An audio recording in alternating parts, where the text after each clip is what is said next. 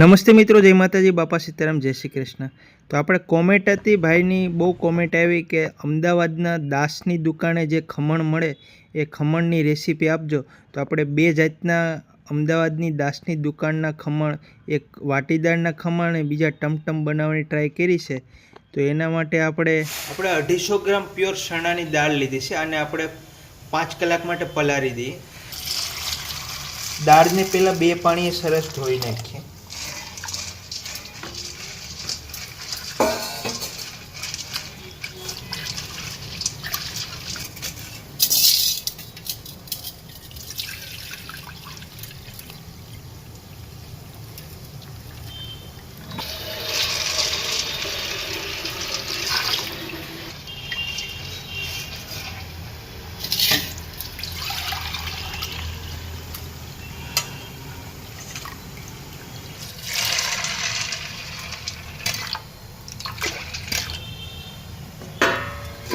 પાંચ કલાક માટે દાળને પલાળી દઈએ। 5 કલાક પછી આપણે દાળ પલળી ગઈ છે સરસ, આમ તોડીએ તો તૂટી જાય છે નખથી।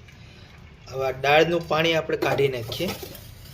પાણી વાપરવાનું નહીં, આમાં એક ખરાબ સુગંધ આવી ગઈ હોય એટલે કાઢી નાખીએ દાળની।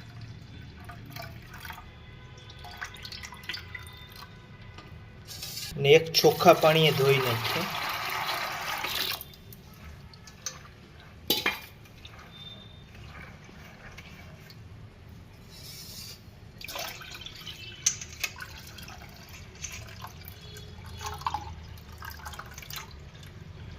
બધી દાળ મિક્સરના જારમાં લઈને પીસી નાખીએ।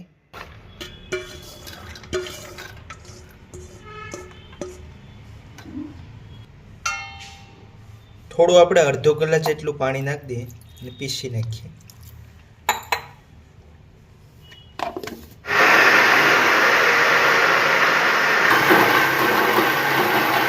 હજી થોડું પીસી નાખીએ। બાઉલમાં લઈ લઈએ।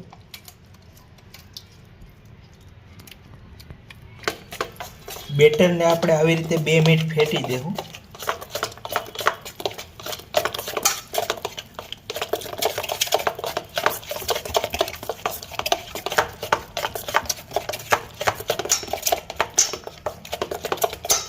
બેટરને ફેટી દીધું છે। હવે આપણે 5 કલાક માટે અને હાથો આવી જાય એ માટે મૂકી દઈએ છીએ। 5 કલાક પછી ઢોકળા બનાવી નાખશું।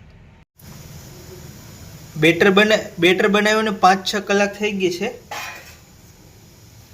જો સરસ આથો આવી ગયો છે, ખાટી ખાટી આથાની સુગંધ આવે છે। બેટરને આપણે 2 મિનિટ ફેટી નાખીએ।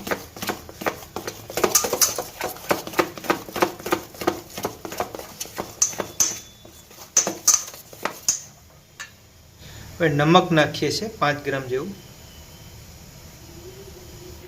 થોડા ઢોકળા ગળ્યા લાગે એટલે 1 ચમચ ખાંડ નાખીએ। મરચાંની ને આદુની પેસ્ટ નાખી દઈએ તીખાશ માટે।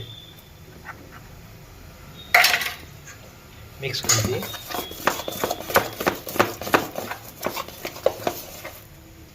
એટલી હળદર નાખીએ છીએ, આનાથી કલર મસ્ત આવશે ઢોકળાનો।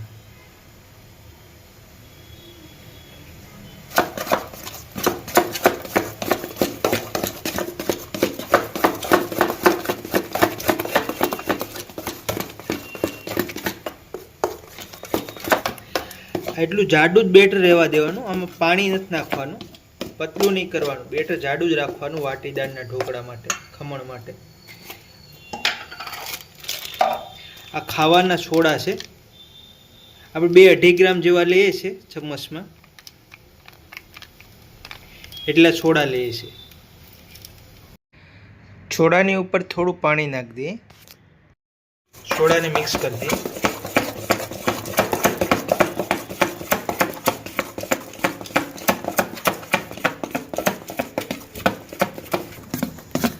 આવી રીતે બેટરને 2-3 મિનિટ ફેટવાનું સોડા નાખ્યા પછી આપણે આ ડીશમાં લઈ લેવું। આપણે આ બેટર લઈ લઈએ।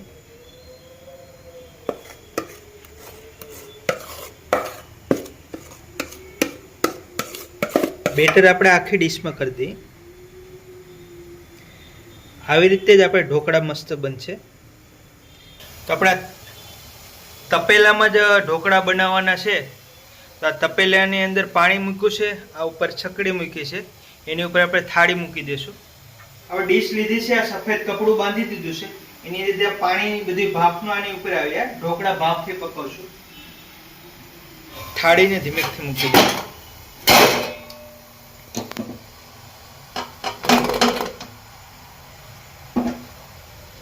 ડીશ ઢાંકી દઈએ છે.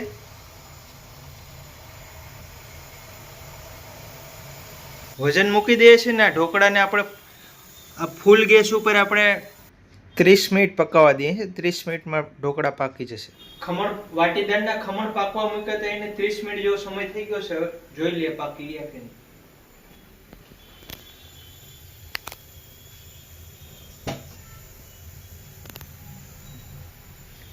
સરસ ખમણ પાકી ગયા છે.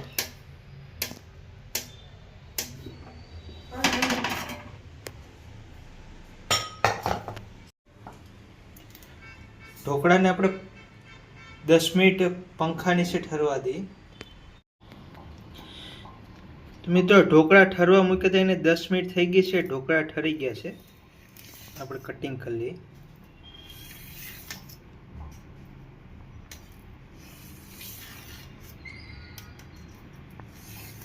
દાસના ખમણમાં આપણે 2 ટાઈપના ખમણ વઘારવાના છે. એક સાદા ખમણનો વઘાર મારશું, એક ટમટમ ખમણનો વઘાર મારશું.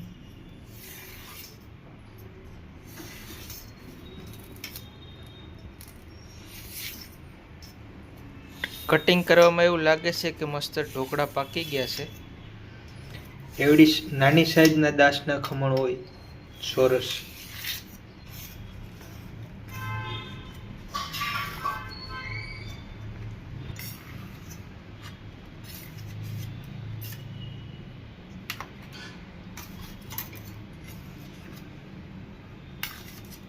મિત્રો જો એકદમ સરસ ખમણ બની ગયા છે ઝારીવાળા. હવે આપણે આનો વઘાર મારી દઈએ. આ ખમણમાંથી 75% આપણે વાટીદારના ખમણ વઘારી દઈએ. 50 ગ્રામ તેલ લીધું છે, એમાં 2 ચમચ રાઈ નાખી છે. રાઈને બરાબર ફોડી નાખીએ. રાઈને બરાબર ફોટી જવા દેવાની. થોડી હિંગ નાખી દઈએ. લીમડાના પાન,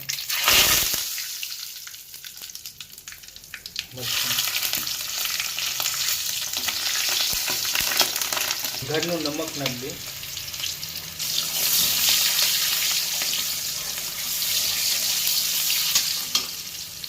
ગેસ બંધ કરી દે. કઢાઈની મેં ગેસ નીચે લઈ લીધી છે. ઢોકળા નાખી દે. નીચે ઉતરી દે.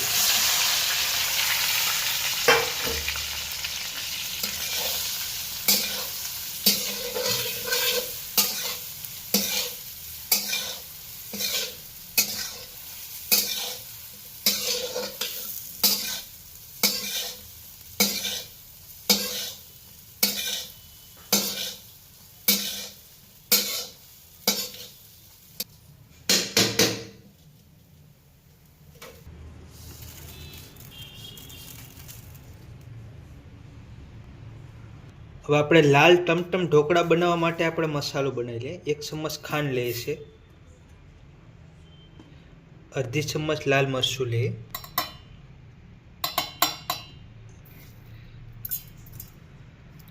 અને સ્વાદ અનુસાર નમક લઈએ. 15 ગ્રામ જેવું તેલ લઈએ છે.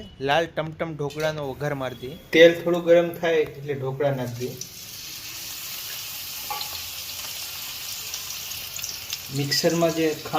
મિક્સરનો જે મસાલો બનાવ્યો નાખીએ.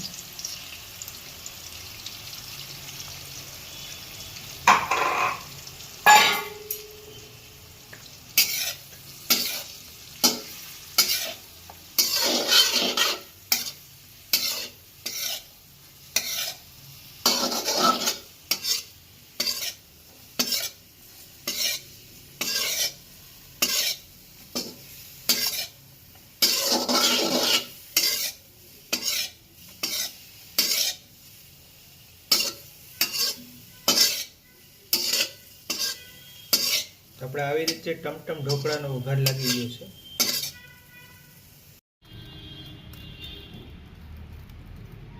લીલા ધાણા નાખી દઈએ ઉપરથી.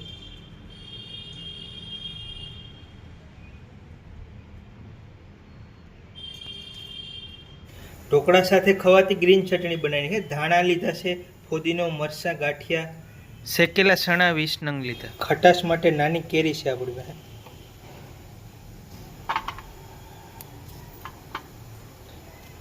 બે કેરી નાખી દઈએ. બધું આ મિક્સરના જારમાં લઈને પીસી નાખીએ.